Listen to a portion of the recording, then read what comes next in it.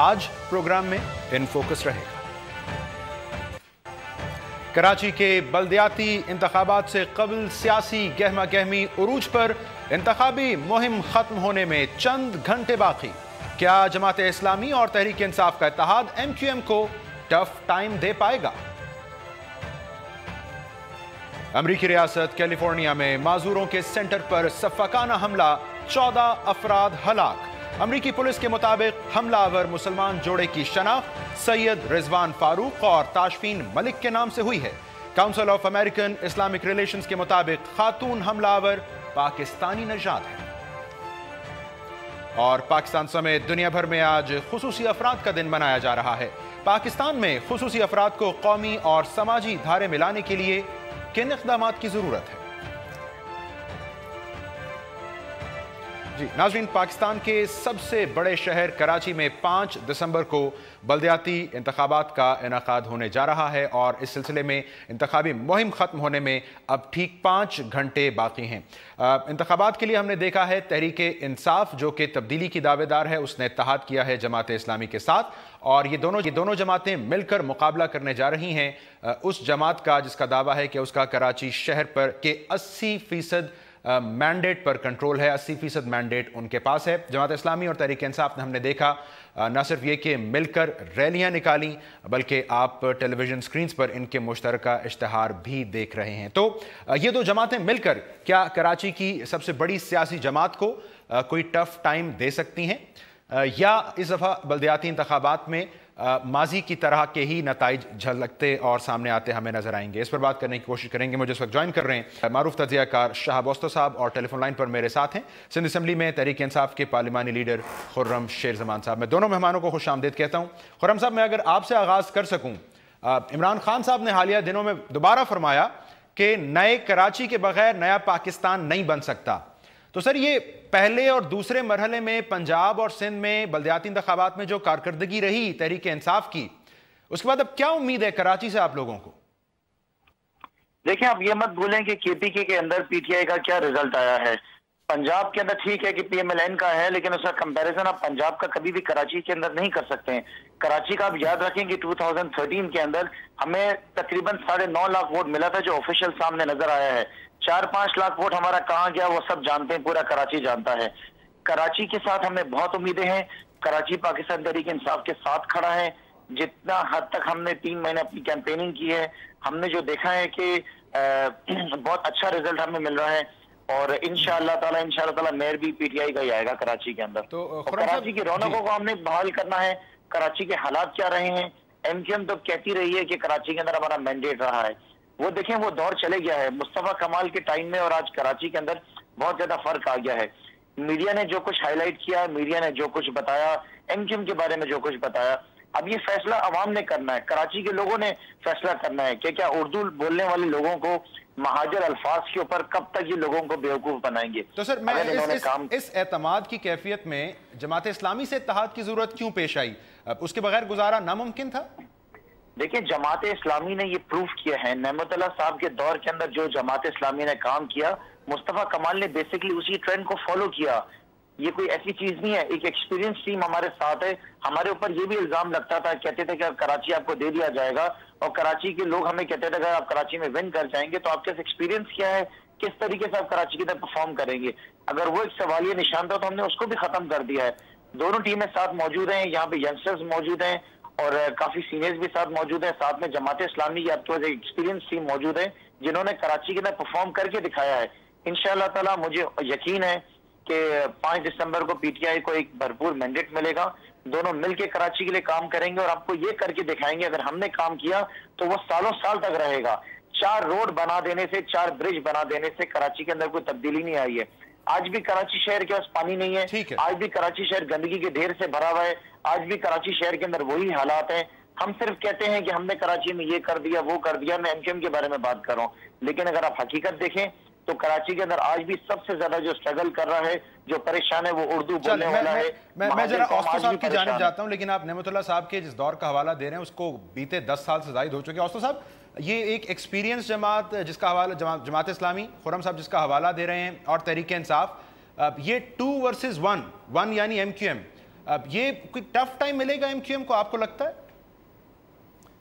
دیکھیں جی، میں سمجھتا ہوں کہ یہ ایک اچھی اسٹریٹجی ہے پی ٹی آئی کی کہ انہوں نے جماعت اسلامی کو اپنے ساتھ ایک الائے کے طور پہ ایک جوائنٹ ایک طرح سے کمپین چلائی ہے انہوں نے، کیونکہ جو بائی الیکشن ہوا تھا اس میں آپ کو پتہ ہے کہ اس چیز کا بالکل احساس تھا پی ٹی آئی کو کہ اگر وہاں کا لوکل کوئی جماعت اسلامی ریلیٹڈ یا کوئی لوکل کم از کم وہاں کا کوئی کینڈیڈیٹ ہوتا تو شاید پی ٹی آئی کو کچھ بہتر رزلٹس ملتے۔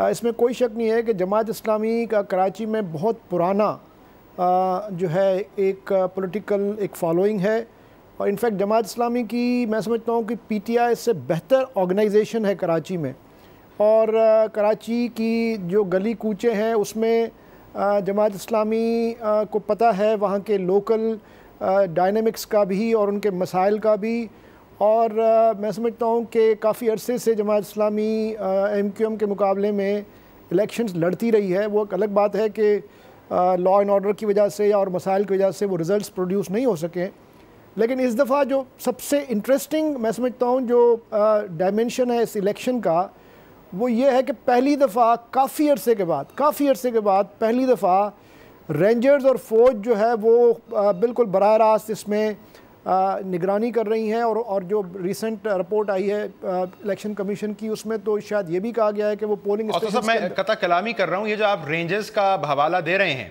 آپ کو لگتا ہے کہ اس ایکسپیرینس جماعت جس کا ایک سیاسی پس منظر ہے کراچی میں، جماعت اسلامی، اس نے 2013 میں اگر پولنگ ڈے پر بوائیکاٹ کر دیا آدھا دن گزرنے کے بعد، تو اب یہ رینجرز کی موجودگی سے شاید وہ کیفیت نہ ہوگی، آپ یہ کہنا چاہ رہے ہیں؟ نہیں، میں یہ کہنا چاہ رہا ہوں کہ اگر خوف اور جو ایک دہشت کا جو ایک انوائرمنٹ بن جاتا ہے الیکشن سے پہلے ہی، اگر وہ نہیں بنا تو میں سمجھتا ہوں کہ لوگوں کا ٹرن آؤٹ بہتر ہوگا، اور آپ کو یہ بھی دیکھنا پڑے گا کہ جو بے تحاشا اس میں اس دفعہ انڈیپینڈنٹ کینڈیڈیٹس کھڑے ہوئے ہیں، میں سمجھتا ہوں ان کو بھی اچھا خاصا اس دفعہ رسپانس ملنے کا میں سمجھتا ہوں کہ کوئی نہ کوئی یقیناً میں تو کم از کم امید کر رہا ہوں کہ ان کو بھی رسپانس ملے گا، کیونکہ یہ اس وقت جو کراچی کا الیکشن ہے میں سمجھتا ہوں کہ ایک ٹیسٹ کیس ہے الیکشن کمیشن کے لیے بھی اور جو لا انفورسمنٹ ایجنسیز ہیں ان کے لیے بھی۔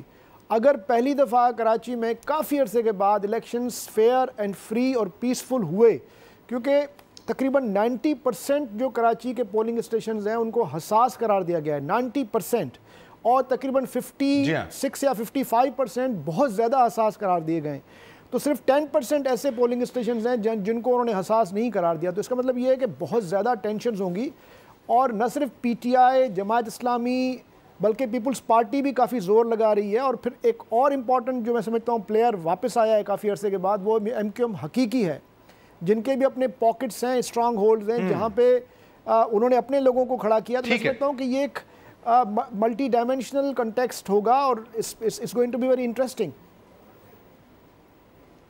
خرم صاحب یہ ہمیں یاد ہے، ابھی حوالہ بھی دے رہے تھے اوسطو صاحب، یہ NA 246 اپریل میں ایسی ہی کیفیت تھی، اور تحریک انصاف کہہ رہی تھی کہ جی اس مرتبہ تو سیاسی منظرنامہ بدلا ہی بدلا، تو یہ اپریل سے دسمبر کے درمیان ایسا کیا بدلا ہے کہ اس دفعہ نتائج بدل جائیں؟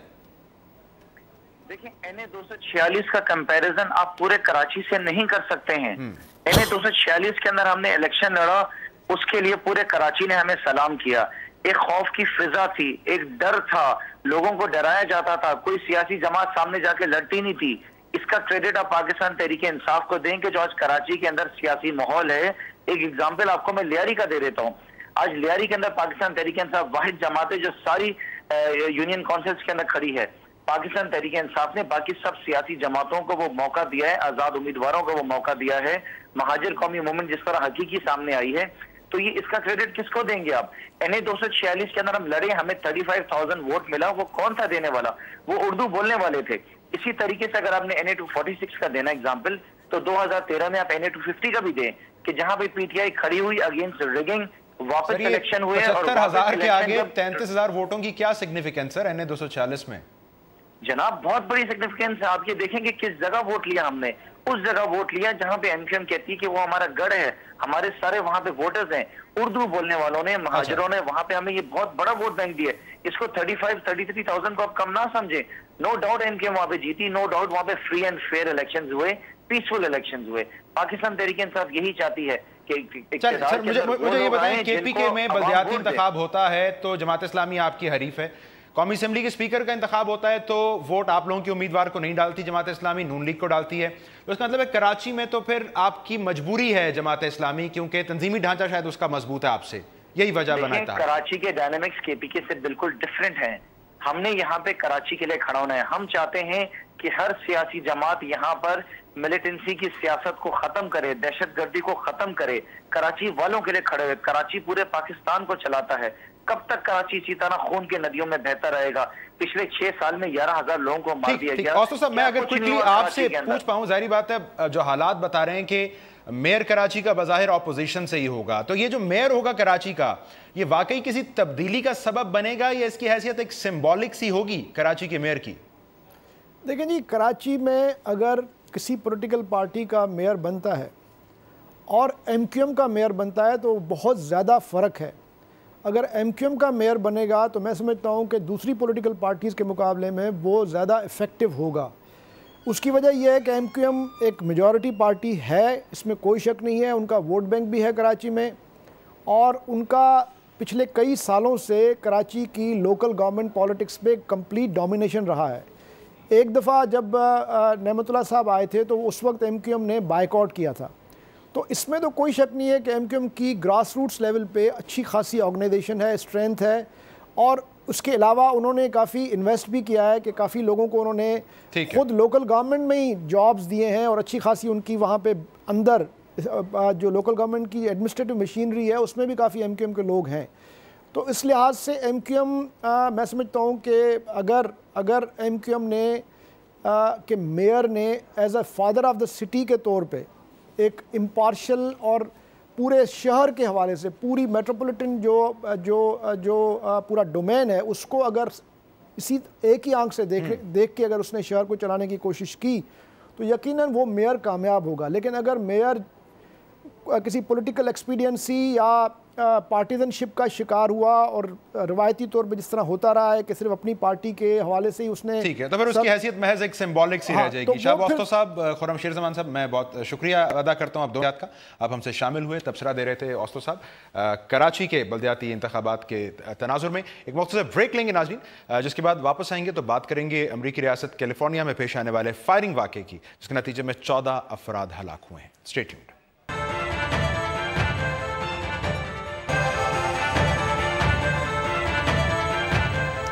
Welcome back. ناظرین, امریکہ میں بدھ کے صبح ایک انتہائی افسوسناک واقعہ پیش آیا جب ایک سوشل سروس سینٹر پر 2 مشتبہ مسلح افراد نے حملہ کیا اور اس حملے کے نتیجے میں 14 افراد ہلاک ہو گئے ہیں. امریکی پولیس کے مطابق ان مشتبہ افراد کی جو شناخت ہوئی ہے وہ 28 سالہ سید رضوان فاروق اور 27 سالہ تاشفین ملک کے نام سے ہوئی ہے, اور ابتدائی طور پر یہ بتایا جا رہا ہے کہ یہ ایک مسلمان جوڑا ہے, جبکہ جو کہ امریکن اسلامک ریلیشنز کی کونسل ہے وہ یہ بتا رہی ہے کہ خاتون حملہ آور پاکستانی نژاد بھی ہے. اب یہ واقعہ اس کو محض ایک فائرنگ انسیڈنٹ, فائرنگ کے ایک واقعے کے طور پر دیکھا جائے, جس کے بارے میں امریکی صدر باراک اوباما گزشتہ ماہ فرما رہے تھے کہ ایسے واقعات اب امریکی شہریوں کی نفسیات کا حصہ بن چکے ہیں, یا پھر اس واقعے کو منظم دہشت گردی سمجھا جائے, کیونکہ اگر ایسا ہوگا تو اس کے اثرات امریکی معاشرے پر کچھ اور ہوں گے. اس پر ہم بات کریں گے. مجھے امریکہ سے جوائن کر رہے ہیں یونیورسٹی کے Frederick S Pardee school of global studies کے ڈین, کالم نگار ہیں, تجزیہ کار عادل نجم صاحب. ایک مختصر بریک لیں گے ناظرین, اور پھر عادل نجم صاحب کے سامنے ہم یہ بنیادی سوال رکھیں گے کہ اس وقت اس واقعے کے بعد امریکہ میں پلس ہے کیا؟ یہ ایک فائرنگ انسیڈنٹ ہے یا دہشت گردی کا ایک واقعہ ہے؟ After break.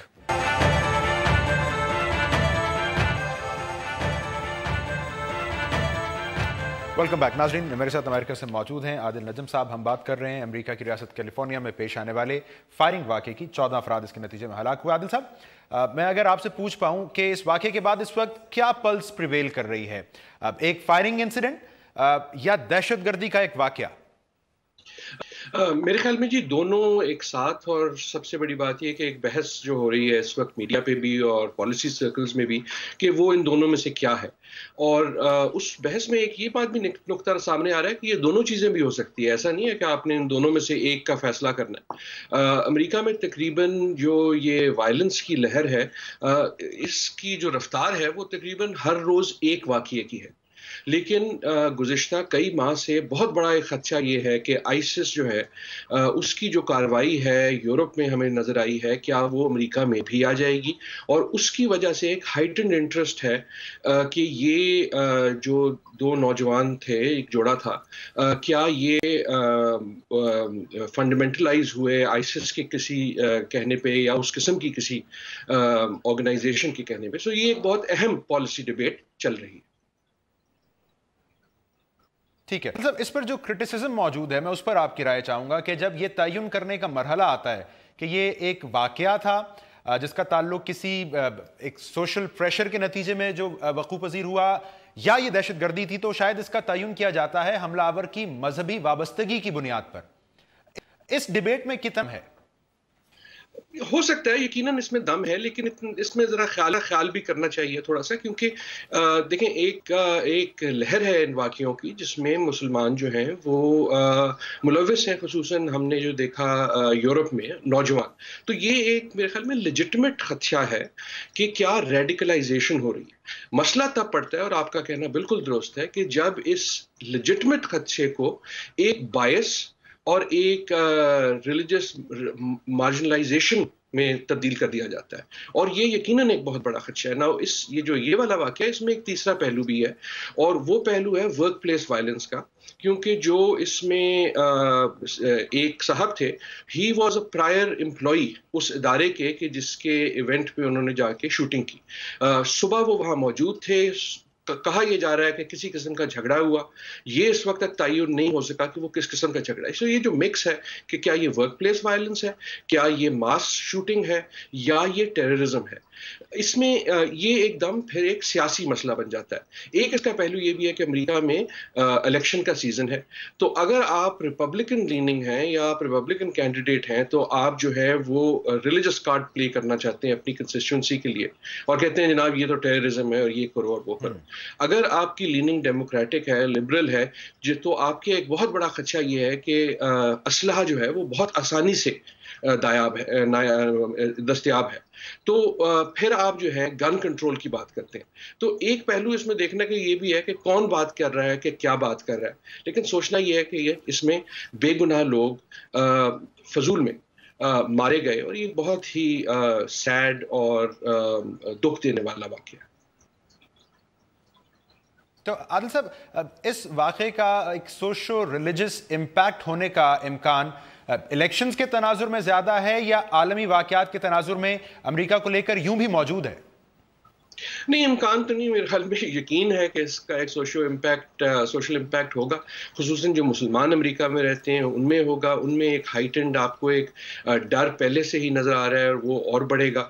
سوسائٹی جو ہے وہ پولرائز ہوتی ہے، ایک طرف تو آپ یہ کہہ سکتے ہیں کہ اب 9/11 سے لے کے اب تک اتنے ایسے واقعے ہوئے ہیں کہ ایک حد تک سوسائٹی جو ہے وہ ایک نئی لرننگ بھی سیکھ چکی ہے، اور جب بھی ایسا واقعہ ہوتا ہے تو ایک گروہ جو ہے وہ ایک دم خصوصاً مسلمانوں کے خلاف آپ کو ایک نیگیٹو وٹریول کچھ چینلز پہ نظر آتا ہے، دوسری طرف آپ کو وہ لوگ بھی نظر آتے ہیں جو اس کی اپوزٹ بات کر کے یہ بار بار ہائی لائٹ کرتے ہیں کہ یہ ایک شخص جو ہے وہ ایک مذہب کی نمائندگی نہیں کرتا، اور یہ ایک بڑی جو ٹیررزم کی لہر ہے عالمی اس کا حصہ ہے۔ تو وہ ایک ڈیبیٹ جو ہے وہ سوسائٹی میں ہر وقت جاری رہتی ہے، اور یقیناً ایسے واقعات جو ہیں وہ اس کو ہائٹن کرتے ہیں۔ ابھی تک کسی گروہ نے اس کا کریڈٹ جس کو آپ کہیں نہیں لیا، اور شاید لے لے، اور اس میں بھی یقین نہیں ہوتا کہ وہ صحیح کر رہا ہے کہ کیا۔ آئیسس جو ہے خصوصاً اس کا تو یقیناً یہ گول ہے کہ وہ کسی طرح سوسائٹیز میں، ویسٹرن سوسائٹیز میں انتشار ڈالے، مسلمانوں کے درمیان جو ہے تفریق ڈالے،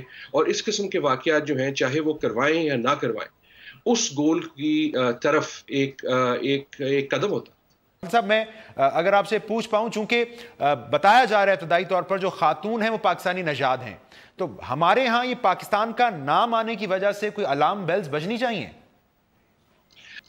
آپ کے یہاں بجے نہ بجے ہمارے یہاں ضرور بچ جاتی ہیں، جو خصوصاً پاکستانی ہیں امریکہ میں، اس سے ایک بار پھر ایک کنیکشن بن جاتا ہے، ایک ریفرنس بن جاتا ہے کہ جب بھی ٹیررزم کا نام لیا جائے گا، آپ کو کہا کہ جناب آپ کے ذہن میں کیا لفظ آیا، تو وہ لفظ مسلمان ہوگا، وہ لفظ پاکستان ہوگا۔ تو یقیناً اس سے ایک بہت بڑی تشویش ہے جو پاکستانی ہیں امریکہ میں، تشویش بھی ہے، ڈر بھی ہے، خوف بھی ہے۔ آپ دیکھیں کہ یہ جو دو نوجوان جوڑا جو تھا، ان کے اپنے جو رشتہ دار ہیں، ان کا جو بہنوئی ہیں، ان کے جو والدین ہیں، ان کے اگر آپ بیان دیکھیں تو اس بیان میں آپ کو حیرت بھی نظر آتی ہے، لیکن ایک ڈر بھی نظر آتا ہے۔ تو یہ ایک انسگنیفیکنٹ مسئلہ نہیں ہے، یہ بہت بڑا مسئلہ ہے پاکستانیوں کے لیے جو ملک سے باہر رہتے ہیں۔ ٹھیک ہے عادل صاحب، میں کوئکلی اگر آپ سے پوچھ پاؤں، باراک اوباما صاحب نے جب یہ کہا تھا کہ امریکی عوام نم ہو چکے ہیں ایسے واقعات کو لے کر، سر وہ ایک فرسٹریشن تھی یا ایک حقیقت پسندانہ تجزیہ تھا؟ Your last comments on that. میرے خیال میں فرسٹریشن تھی، میرے خیال میں فرسٹریشن تھی کیونکہ باراک اوباما نے بہت کوشش کی ہے گن کنٹرول کی، اور غیر کامیاب رہی۔ ٹھیک ہے عادل صاحب، بدقسمتی سے آپ کی آواز سننے میں پھر سے دقت کا سامنا ہے، لیکن آپ کی یہ بات میں ضرور سن پایا ہوں کہ امریکی صدر نے جب یہ رائے دی تو وہ فرسٹریشن کا نتیجہ تھی۔ بہت شکریہ عادل ندیم صاحب، ہمارے ساتھ امریکہ سے موجود تھے، امریکہ میں فائرنگ کے اس واقعے پر تبصرہ کر رہے تھے۔ ایک مختصر بریک لیں گے ناظرین۔ آج دنیا بھر میں خصوصی افراد کا عالمی دن منایا جا رہا ہے۔ پاکستان میں اس حوالے سے ان خصوصی افراد کے لیے سہولیات پیدا کرنے کے لیے کن اقدامات کی ضرورت ہے، بات کرتے ہیں بریک کے بعد۔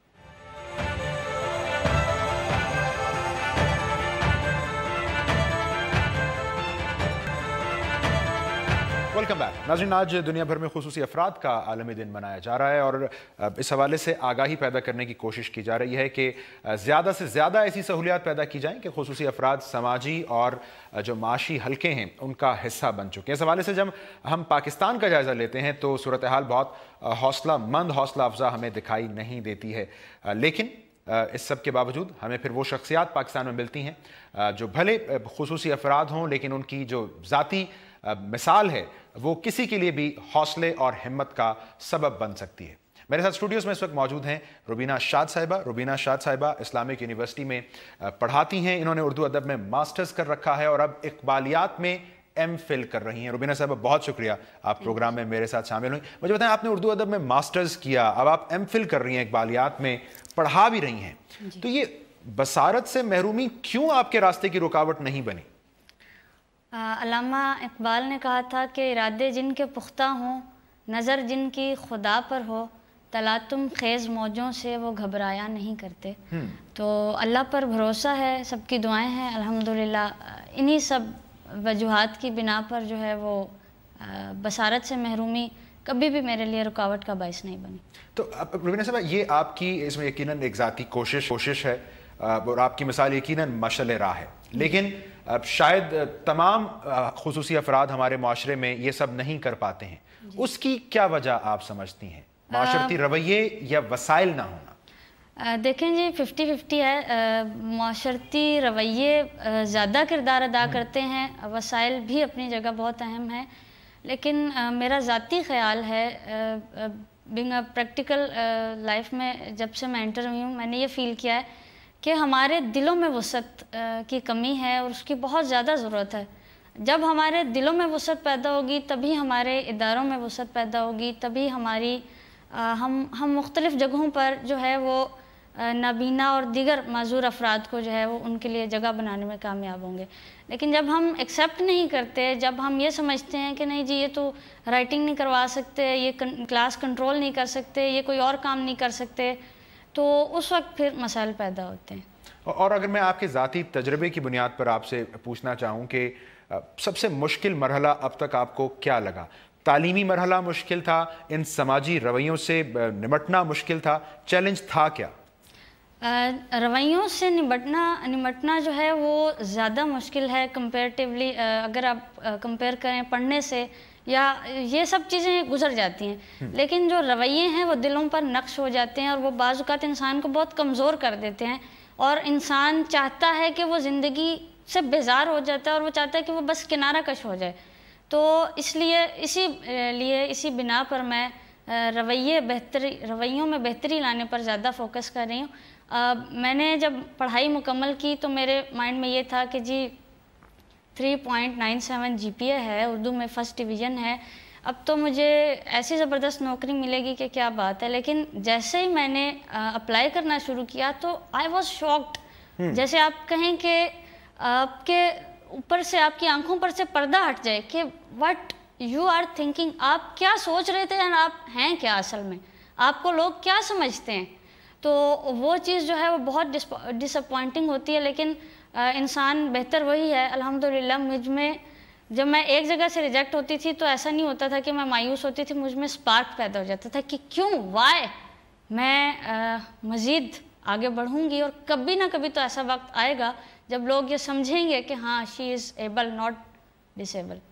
اور یہ آپ سمجھتی ہیں کہ کسی بھی ڈسیبل شخص کو اگر معاشرے میں اپنے لیے جگہ بنانی ہے تو آگے جانے کا واحد راستہ یہی ہے جو آپ نے اپنایا ہے؟ جی ہاں بالکل۔ اب پانی کی ایک چھوٹی سی مثال جو کہ قرآن مجید میں بھی اللہ تعالیٰ نے دی ہے کہ جب پانی نے بہنا ہوتا ہے، جب سیلاب آتا ہے تو وہ کسی چٹان، کسی پہاڑ، کسی چیز کو نہیں دیکھتا، وہ اپنا راستہ بناتا، وہ آگے سے آگے بڑھتا چلا جاتا ہے۔ چلیے، مجھے چونکہ گفتگو کو سمیٹنا ہے، آپ شاعرہ ہیں، آپ شاعری کرتی ہیں، اگر آپ اپنی مرضی کے کسی کلام پر اس گفتگو کا اختتام چاہیں، میں پھر ناظرین سے اجازت لوں گا۔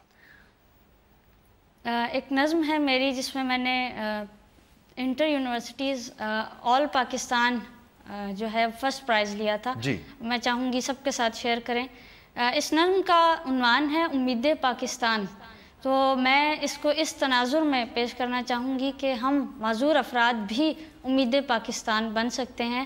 اور ایک چھوٹا سا میں ایک ریکویسٹ کروں گی، کیونکہ میڈیا کے ایک ادارے میں موجود ہوں، میڈیا کے پلیٹ فارم سے میں ریکویسٹ کروں گی کہ نابینا اور تمام معذور افراد کے لیے مواقع بنائے جائیں۔ خدا کے لیے آپ اگر سپورٹ نہیں کرتے، آپ اتنے بڑے بڑے ادارے ہیں، اگر ایک مطلب آپ ٹھیک ہے آپ وہ کام نہ دیں جو وہ نہیں، لیکن وہ کام تو لیا جا سکتا ہے جو وہ کر سکتے ہیں، تو ان کی نوعیت کے مطابق ان سے کام لیں اور ان کو تنہا نہ چھوڑیں۔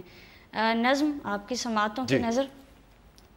طویل بے فیض موسموں کی تمام تر تلخیاں سمیٹے، کڑی مسافت کی گرد اوڑھے، یہاں جو پہنچی تو میں نے دیکھا، یہاں جو پہنچی تو میں نے دیکھا، نکھر رہے ہیں میرے وطن کے حسین منظر، چہار جانب کھلے ہوئے دل نشین منظر، انہی مناظر کی کہکشاں میں چھپی ہوئی ہیں ہماری خوشیاں، ہماری خوشیوں کے راز سارے، وفا کے نغمے بکھیرتے ہیں یہ ساز سارے، پھر ایسے بدلے گلاب موسم، بدل گئے دل، بدل گئے ہم، نہ جانے کیا ہو گیا جہاں کو، نہ جانے کس کی نظر لگی میرے گلستاں کو، وہ دھوپ اتری زمین ترستی ہے صاحباں کو، ہیں سر بریدہ نہال سارے، لہو میں ڈوبے گلاب سارے، بکھر گئے ہیں محبتوں کے وہ خواب سارے، مگر یہ دل مانتا نہیں ہے، مگر یہ دل مانتا نہیں ہے کہ ان مناظر کی دھند اب نہ کبھی چھٹے گی، ہمارے جیون میں یاس عالم یوں ہی رہے گا۔ بن سیمہ بدقسمتی، میں آپ کی نظم پوری سنوں گا، ناظرین شاید وقت کی کمی کے باعث پوری نہ سن پائیں، لیکن مجھے پروگرام اور گفتگو کو یہاں سمیٹنا ہے۔ حکومت سے یقیناً اس موقع پر ہماری گزارش ہے کہ صرف اس کو دن منانے تک محدود نہ رکھا جائے، کچھ عملی اقدامات کیے جائیں جو ان افراد کی زندگی میں سہولت کا باعث بنے۔ مجھے اجازت دیجیے، آج کے پروگرام سے اتنا ہی۔ جی روبینہ صاحبہ۔